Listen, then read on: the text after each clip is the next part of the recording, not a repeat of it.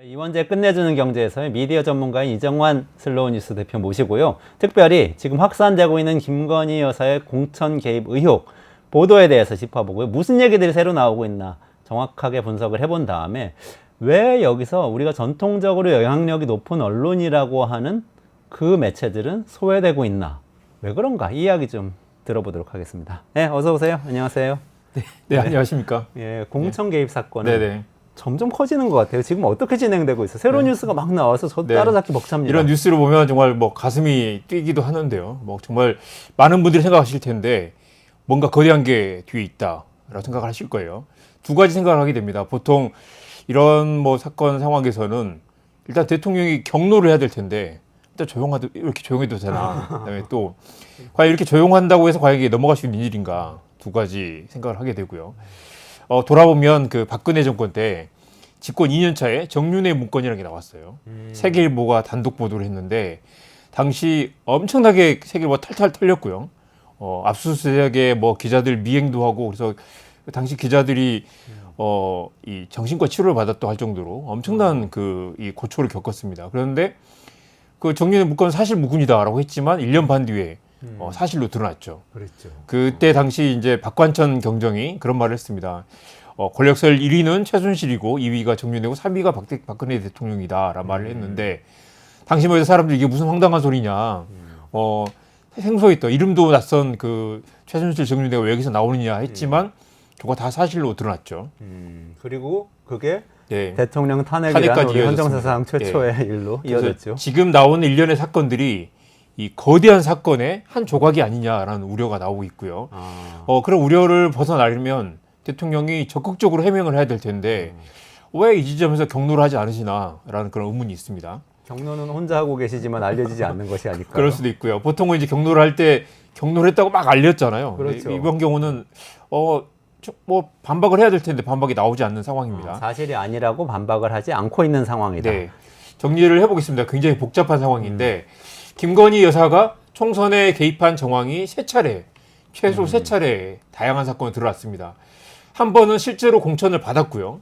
한 번은 김건희 여사가 개입했는데도 공천에 떨어진 정황이 있고요. 개입한 의혹이 나왔는데 네. 공천에 떨어진 다른 한 상황이 번은 나오고. 김건희 때문에 떨어졌다라는 주장이 나오고 있습니다. 아. 김건희 때문에 내가 공천을 받지 못했다라는 네네네. 주장이 나오고 있습니다. 네. 중요한 건 이런 사건이 이런 말이 돌고 있는데 해명하지 그렇죠. 않고 있는 그런 상황이라는 게 오히려 더 심각한 신뢰 위기. 해명하지 않고 있기 때문에 실제로 그런 일이 있었던 거 아니냐라는 의혹이 나오는 거죠. 발단은 9월 5일 뉴스토마토 단독 기사였습니다. 네. 그때만 해도 와 이거 뭐지라는 생각을 하셨을 거예요. 김건희 여사가 김영선 전 국민의힘 의원에게 텔레그램 메시지를 보내가지고 지역구를 바꾸라라고 요청했다라는 그 당시 표현을 요청했다였습니다. 그러니까 2024년 4월 총선이죠. 네. 올해 총선에서 이 두 명의 의원이 그걸 봤다. 텔레그램 메시지를 봤다라고 했는데 그 보도가 나오자마자 이준석 의원이 나서가지고 그 A 의원이 나다. 그런데 그때만 해도 공천 개입이라고 하기 애매하다라고 말을 했어요. 그래가지고 대충 이 정도에 정리되는 거 아닌가. 뭐 이준석 의원이 나와서 뭐 별거 아니었다라고 얘기를 했으니까요. 다들 그런가라고 생각했는데 이때만 해도 그런 말이 돈다는 정도였죠. 그랬는데 추석이 지나고 또 대형 그 단독 보도가 또 터졌습니다. 역시 뉴스토마토였고요.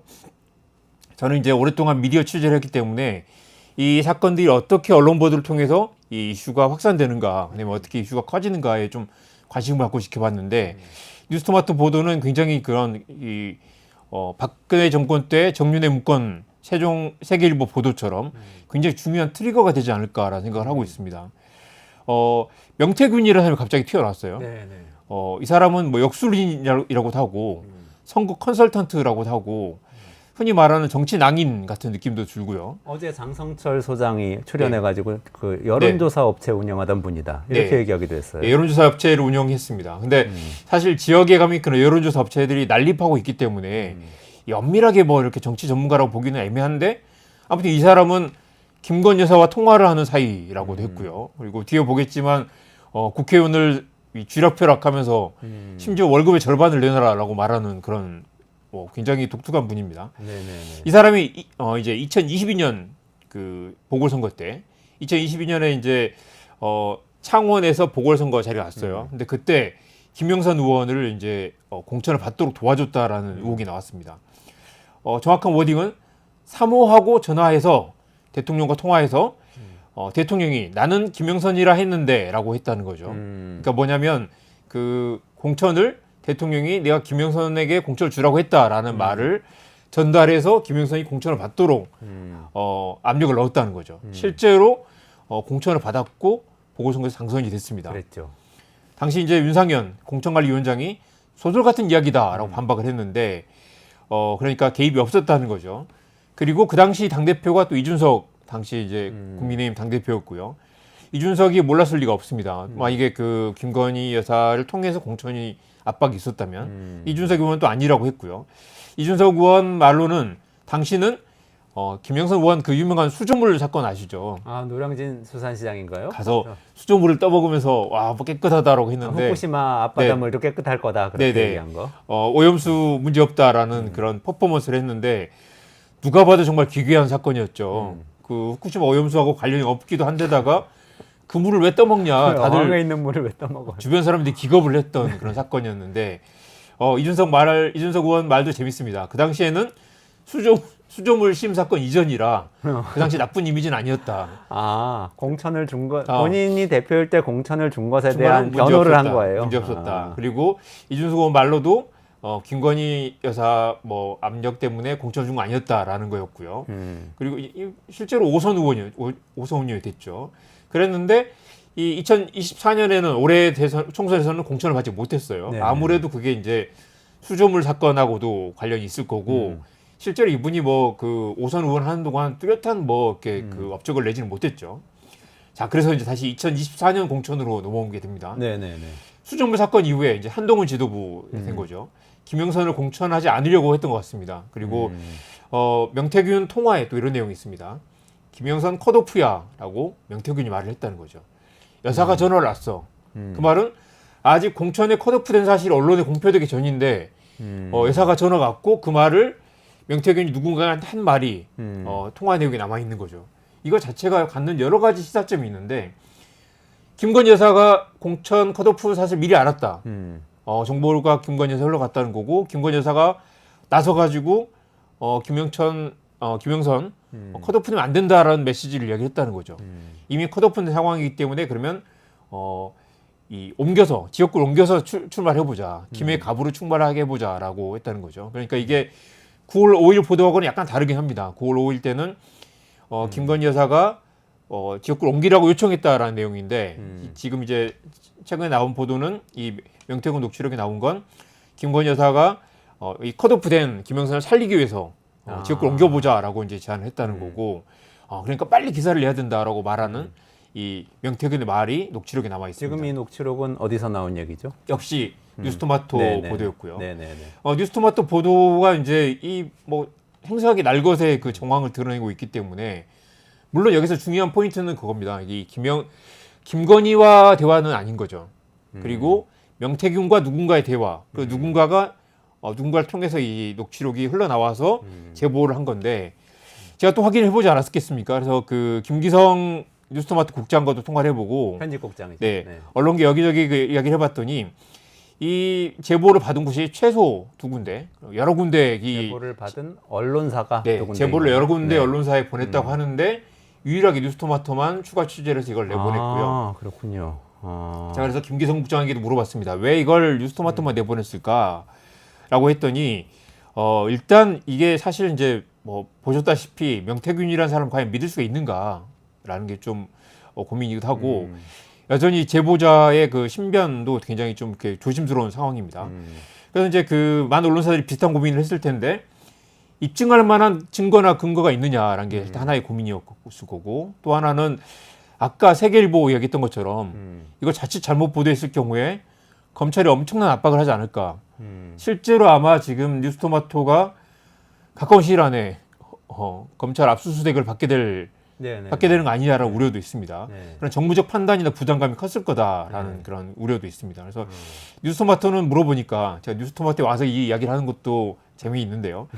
당연히 명태균이라는 사람을 의심을 했다고 하고요. 네. 그렇지만 이 사람이 뭐 그 당시 이 녹음되거나 이게 언론 보도될 걸 가정하지 않는 상태에서 했던 녹음이고 드러난 정황만으로도 굉장히 많은 의미가 크고 시사점이 있다라고 판단해서 기사를 내보냈다고 합니다.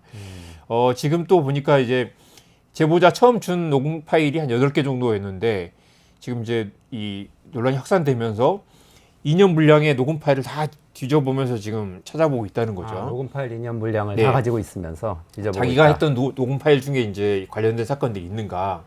이 사람은 아무래도 이제 김영선 전 의원과 좀 가까운 관계에 있는 제보자인 것으로 추정이 됩니다. 제보자를 구체적으로 밝히지 네. 않고 있는 상황인데요. 지금 정리를 해보자면, 네. 그러니까 2020 아까 처음에 성공한 공천 개입, 실패한 공천 개입, 네. 그리고 공천을 못 받게 한 개입. 이렇게 세 그거는 가지가 또 다음 있다고. 이따 얘기할 건데 서울의 소리 보도가 또 네네네. 있습니다. 그건 이제 그래서 좀 이따 얘기하겠습니다. 그럼 첫 번째, 두 번째 얘기인데 성공한 건 2022년, 네. 2024년 실패한 것. 네. 이렇게 지금 정리되는 그렇습니다. 거죠. 실패를 했지만 결과적으로 공천을 받지 못했죠. 그렇지만 중요한 건 김건희 여사가 개입해서 컷오프 됐다. 애를 살려야 된다. 그래서 김해갑으로 옮겨서 공천을 주자라고 했고 어떤 식으로든 명태균이 또다시 그 국민의힘에서 뭔가를 액션을 했을 가능성이 높다라는 거고요. 그래서 결국 이게 실패한 거 아니냐라는 이야기도 나오고 대통령실과 국민의힘의 반응도 실패한 공천 가지고 왜 난리냐라는 건데 지금 또 이제 그 중요한 부분은 과연 그러면 뭐 어떤 사건을 미수를 했으면 범죄가 안 되는 거냐. 지금 공천에 개입하려고 했다는 정황은 드러나 있는데 대통령실도 그걸 부인하지 않죠. 국민의힘도 그 전화가 사실이 아니었다라고 말하지 않습니다. 그냥 공천은 실패했다. 실패했는데 뭐 무죄냐라고 얘기하고 있거나 아니면 뭐 지금 이 사실 무근이다라고 말하고 있을 뿐이지 실제로 그 대화가 없었다는 고 부정하지는 않고 있는 상황인 거죠. 근데 제가 그냥 일반 독자 입장에서 생각할 때 이거는 대통령 부인과 국민의힘이라는 정당의 공천 시스템 자체에서 오가는 문제이고 네, 사실상 상당 부분은 또 한동훈 대표가 있을 때에 네. 국민의힘과 관련된 일인 것 맞습니다. 같은데요. 근데 자꾸 이준석 의원이 네. 등장해서 코멘트를 하는 이유는 뭐예요? 대통령실에서는 부인도 안 하고 맞습니다. 있는데 본인이 또 이준석 의원이 아니라고 자꾸 얘기를 말씀하신 하고. 대로 이 김건희 여사와 국민의힘의 관계가 있고 또 지금 김영선 의원이 등장해서 전 의원이 등장해서 김영선과 개혁신당 간에 또 미묘한 그 문제가 있는데 그게 이른바 7불사 모임이라는 겁니다. 그래서 이게 정말 드라마 같은 그런 무슨 영화 같은 상황인데요. 이준석 의원이 굉장히 뭐 이렇게 합리적이고 뭔가 이렇게 정치 혁신을 했던 것처럼 보이지만 이 7불사 모임이라는 걸 보면 하동에 있는데 네, 와 정말 어떻게 이런 일이 벌어질 수 있을까라고 생각할 정도의 정말 기가 막힌 일이 벌어졌는데 김영선 의원이 공천을 받지 못하니까 이걸 들고 가서 나에게 김건희 여사의 이 공천 개입을 폭로할 만한 물증이 있다라고 이준석 당시 개혁신당 대표에 가가지고 이걸 폭로하게 해줄 테니까 나에게 공천을 달라 비례대표 1번을 달라고 요청을 했다는 거예요. 그래가지고 이준석 의원과 천하람 당시 후보자 등이 모여가지고 7불사에 모여서 거의 밤샘 회의를 했고 일부는 중간에 이제 가고 밤샘 회의를 하면서 이제 이거 어떻게 폭로할 것인가 심지어 보도자료를 어떻게 내고 기자간담회 어떻게 할 것인지까지 논의를 했는데 결과적으로 또 이것도 불발이 됐습니다. 왜냐하면 1번을 주기에는 너무 이 김영선 의원이 수저물 사건도 있고 해서 비례대표 1번으로 약하다. 심지어 또 당시 김종인 이분이 여러 군데 비상대책위원장을 했지만 또 개혁신당 공천관리위원장을 하면서 거론할 가치가 없다라고 이야기를 했다고 하고요. 그리고 개혁신당은 그때 막 젊은 정당이라고 한참 맞습니다. 홍보하고 있었는데 근데 또 수조물 사건에 이분이 1번을 주기에는 그렇다고 해서 오선 또 이 들고 왔던 텔레그램 메시지라는 것도 지금 드러난 게 전부라고 한다면 너무 약하다. 이걸 가지고 뭐 세게 붙기에는 이걸 가지고 선거 이슈를 만들기에는 너무 리스크가 크다라고 판단을 해서 드랍시켰다는 건데 이 김영선 의원이 또 심지어 김종인 위원장의 집까지 찾아와가지고 계속 공천을 달라고 하니까 김종인 그 위원장 부인이 당신이 비례를 받으면 개혁신당 망한다라고 쫓아내서 그다음부터 다시는 찾아오지 않았다고 합니다. 이런 정황을 보면 이 7불사 모임에 대한 여러 가지 그 뉴스토마토 보도는 거의 사실일 가능성이 매우 높다. 그리고 이 부분을 아무도 부정하고 있지는 않습니다. 다만 중간에 보면 이제 왜 이 이준석 의원은 이거 오랫동안 꽁치고 있었을까? 이걸 오랫동안 알고 있었다는 거잖아요. 2022년부터 알고 있었고 이거 뭉치고 있었던 건 이준석 의원도 어느 정도 이 사건에서 공범이거나 아니면 이 사건을 묵인했다는 비판에서 결코 자유로울 수 없다라는 이야기를 할 수 있고요. 실제로 드러난 것 이상의 뭔가 더 큰 게 있을 것 같다라는 의혹이 계속 나오고 있습니다. 뉴스토마토에서 또 오늘 아침에 추가 보도를 했잖아요. 네네. 그러니까 동거래 의혹 관련된 그렇습니다. 거였는데 그건 예. 어떻게 되고 있는 건가요? 정말 이것도 정말 정말 그 정치 혐오를 부추기는 그런 이제 정말 추한 사건이라고 할 수 있을 텐데요. 그래서 이제 김영선 의원이 당시 의원이 2022년 보궐선거에 공천을 받았잖아요. 받았는데 이게 그래서 김건희 여사가 개입해서 공천을 줬는지 안 줬는지는 아주 확실하지 않습니다. 다만 명태균은 내가 김건희에게 전화를 해가지고 대통령이 그래 나는 김영선을 할 거야라고 해서 그게 어떤 식으로든 이 당시 이준석 국민의힘 지도부에게 작동을 해서 공천을 줬다.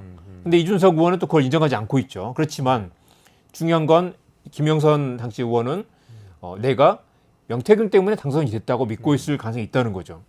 명태균이 그걸 가지고 압박을 했고 지금 이제 심지어 검찰 조사가 들어갔어요. 6,300만 원을 김영선이 명태균에 줬다라는 의혹은 드러나 있는데 오늘 아침 뉴스토마토 보도는 9,600만 원이 건너갔다.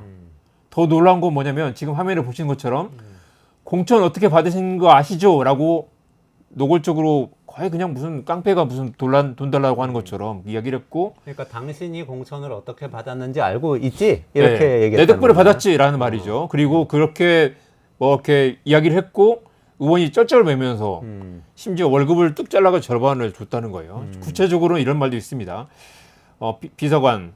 비서관으로 추정되는 그 이 씨에게 나하고 약속한 건 딱 2분의 1이야.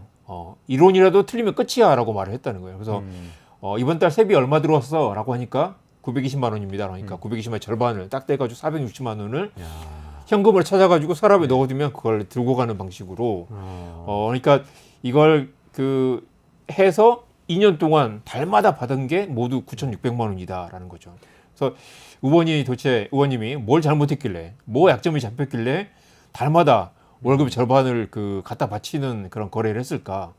그래서 실제로 이게 공천에 김건희 여사가 개입을 했느냐 안 했느냐와 별개로 개입했을 가능성이 매우 높다라는 정황도 되겠지만 김영선 의원은 실제로 김건희 여사 덕분에 내가 당선이 됐다라고 믿고 있고 그래서 그걸 가지고 다시 이준석 쪽에 찾아가 가지고 이걸 폭로하게 해줄 테니까 나를 비례대표 1번을 달라라고 했을 가능성이 높다는 거죠. 그럼 여기까지 정리를 해보자면 뉴스토마토의 쭉 연이은 이 사건 보도의 네. 전체 그림으로 이렇게 우리가 딱 보통 사람이 봤을 때 상상하는 거는 네네.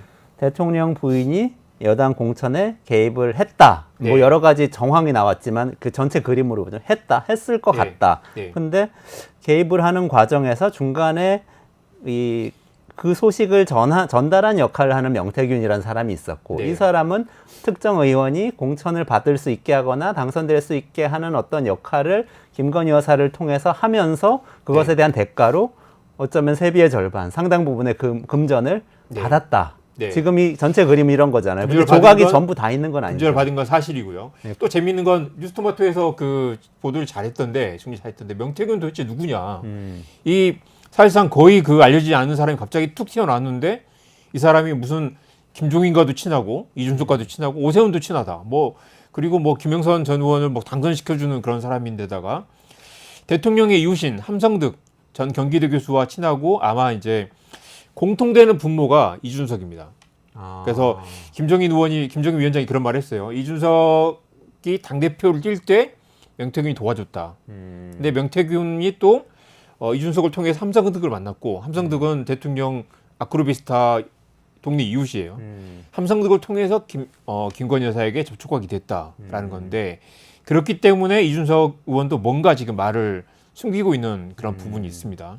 왜 이준석 의원은 뭐 때문에 명태균에게 약점이 잡혔을까라는 의혹도 가능하고 이 사람이 실제로 얼마나 정치적 수완이 좋은지 모르겠지만 이준석과 함성득 라인을 통해 가지고 김건희 여사한테 선이 닿았고 실제로 김건희 여사와 얼마나 통화를 했는지 모르겠지만 그 네트워크를 팔아서 지금 자기 영향력을 과시하고 허장성세인지 실세인지 모르겠지만 그걸 가지고 현직 국회의원에게 돈을 뜯어내는 그런 관계까지 갔다는 거죠. 지금 돈을 받은 것과 공천에 개입했다는 이야기는 네. 명태균 씨와 국민의힘 의원 정치인들 사이에는 오간 것들이 확인이 되고 있지만 네. 또 명태균 씨와 김건희 여사와의 관계는 정확하게 아직 확인은 되지 맞습니다. 않은 그래서 거죠. 명태균 씨가 지금 이제 뉴스토마토를 상대로 이제 뭐 소송을 걸겠다고 했는데 그 소장에도 나온 건 이 대화는 나와 김영선, 나와 다른 사람들의 대화지 나와 김건희 대화는 아니다라고 말하는 건 여러 가지 두 가지 의미가 있을 텐데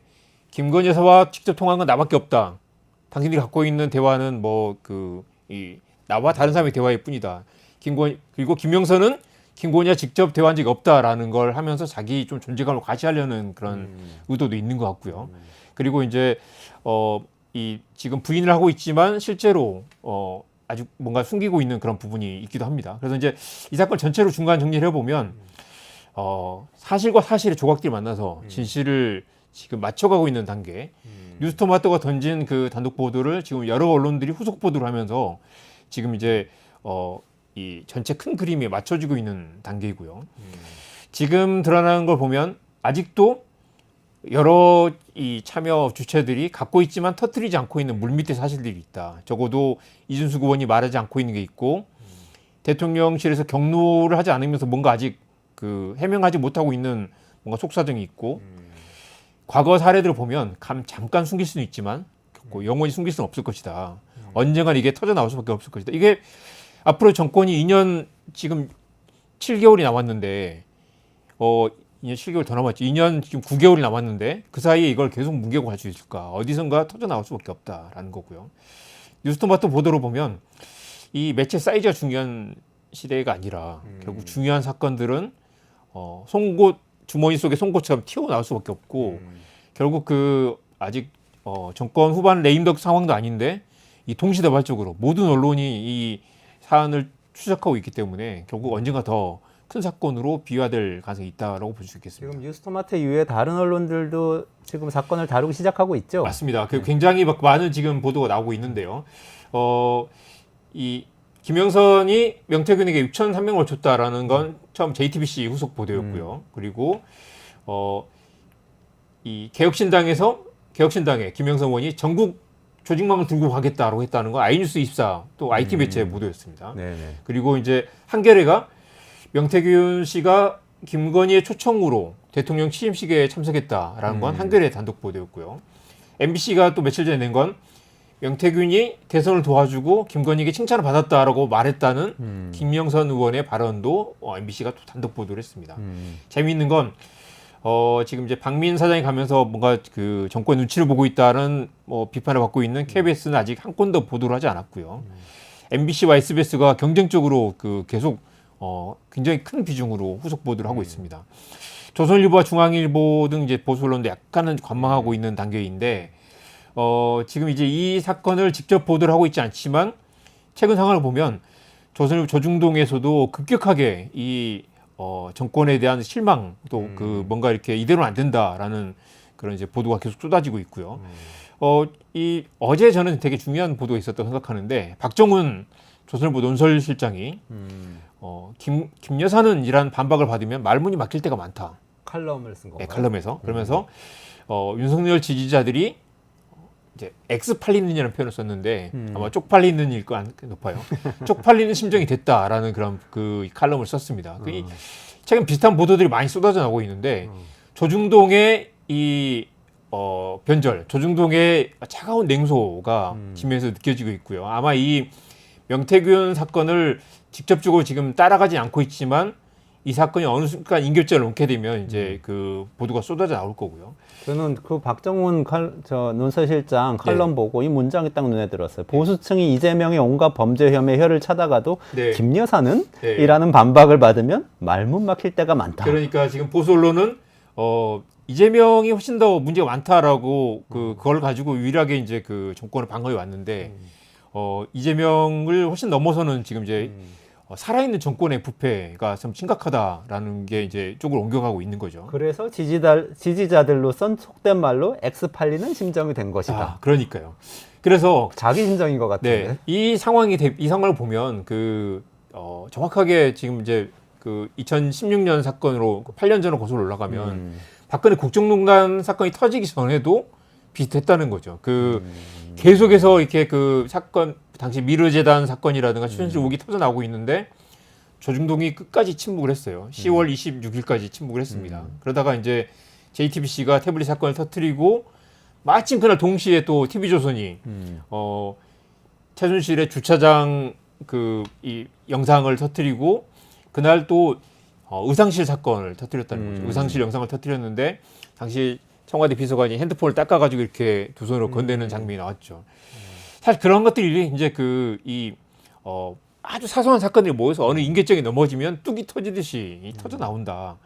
당시 이제 그 세계일보 기자가 저는 그 칼럼이 기억나는데 이분이 이제 처음에 정윤회 보도했을 때 맞습니다, 세계일보 맞습니다. 기자. 이 세계일보 기자들이 국장도 바뀌고 엄청 이 고난을 압수수색도 당했다면서요. 겪었고 미행도 당하고 정신과 치료도 받고 했던 그 기자가 이 국정농단 사건이 끝난 다음에 관훈저널에 이제 그 당시 상황을 이제 후일담 형식으로 기록한 게 있는데 이런 말을 했습니다. 권력은 용만하지 않고 시간은 진실의 편이라고 믿는다.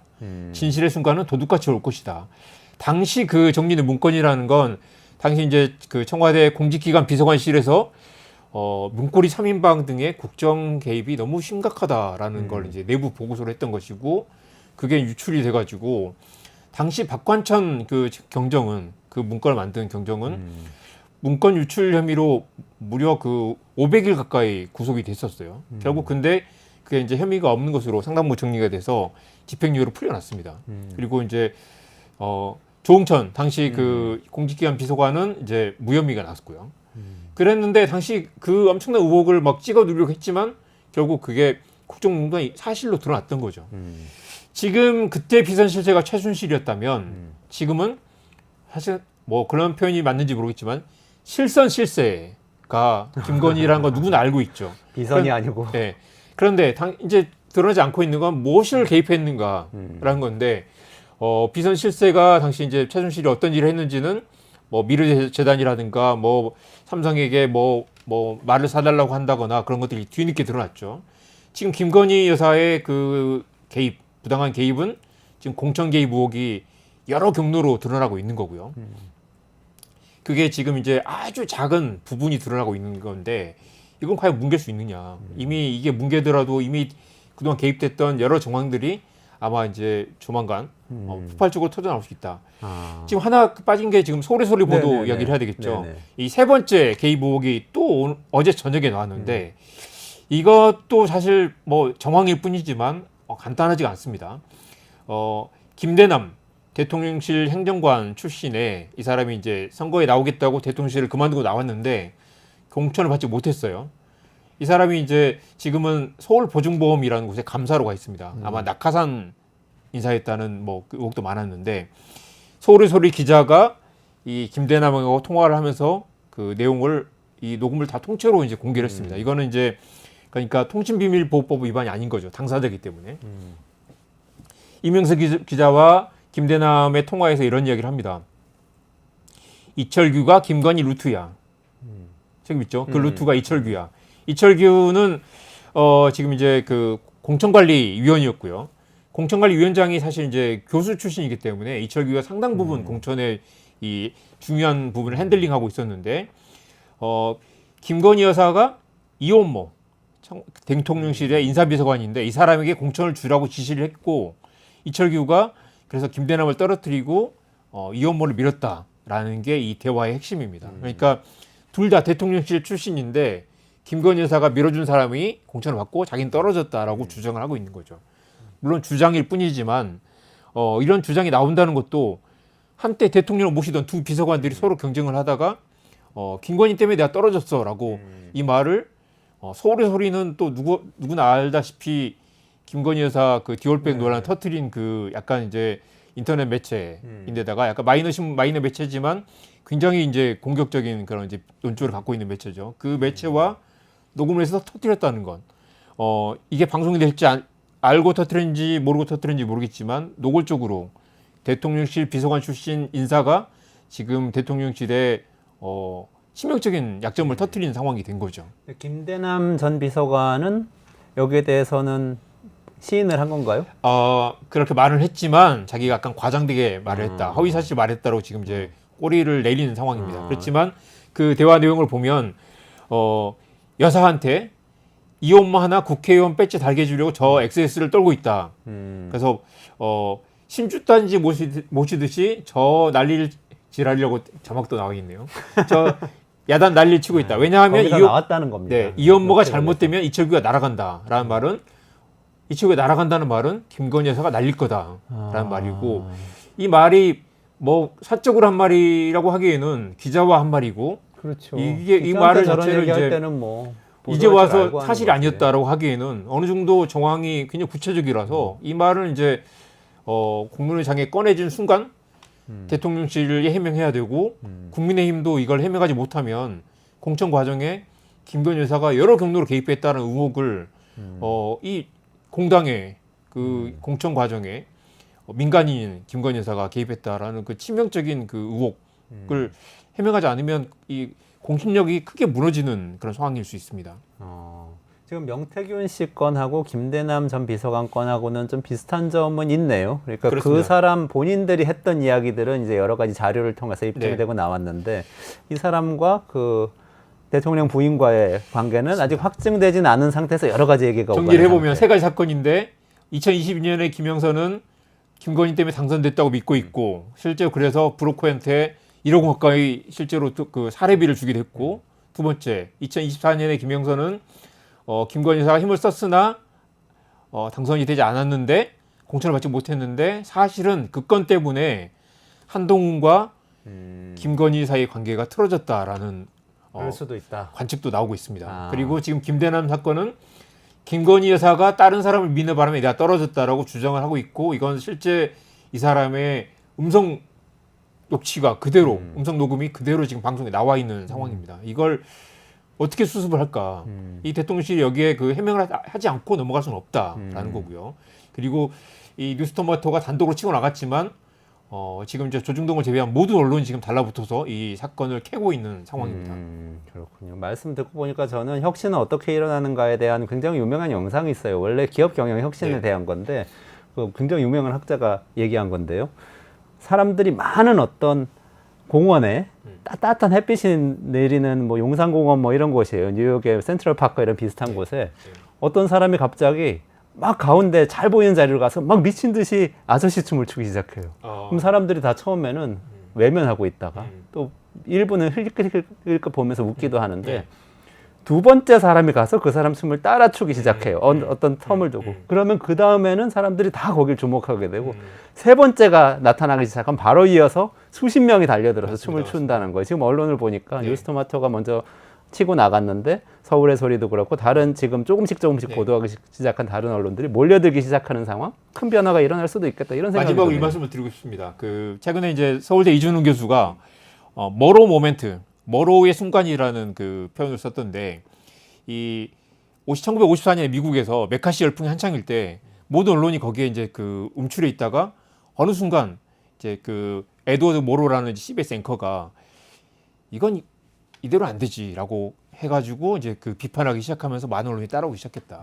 그러니까 언론이 어느 순간 침묵하고 있다가 중립을 깨트리고 기계적 중립을 깨트리고 이건 정말 잘못된 것이다라고 사실 판단을 하고 그 판단을 공개적으로 이야기하는 순간 그게 모로의 순간 언론의 깨달음 모로의 이벤트라고 하는데 아마 지금 김건희 사건을 겪으면서 최근 이 1년에 지난 한 달 사이의 그 상황을 보면 많은 언론들이 그 모로 이벤트를 지나고 있는 게 아닌가. 이거 그냥 양쪽 입장을 들어봐야 된다. 아니면 아직 확인되지 않은 사실이기 때문에 좀 신중해야 된다라는 단계를 넘어서 이건 의혹만으로도 의미가 있고 이 의혹을 해명할 책임은 대통령실이 있다라는 쪽으로 분위기가 바뀌고 있는 게 아닌가라는 거죠. 정문의 문건을 보도했던 세계일보 기자의 시간은 진실의 편이다. 그 네. 이야기 계속 자꾸 되새기게 되네요. 네. 머로의 순간이 오고 있는 거예요? 이미 왔을 수도 있고요. 이미 왔을 수도 네. 있다. 그리고 지금 이제 이 순간을 어떻게 이기느냐에 따라 어떻게 이제 그 언론과 이 대통령실 관계를 대통령 이 해명에 적극적으로 반박하느냐에 따라서 자칫 지지율 10%로 가게 되면 사실상 심리적 탄핵 10%가 되면 공직자들이 말을 듣지 않게 되고 완전히 정치 권력이 붕괴되는 순간이 올 거다라는 경고도 나오고 있습니다. 알겠습니다. 여기까지 말씀 듣도록 하고요.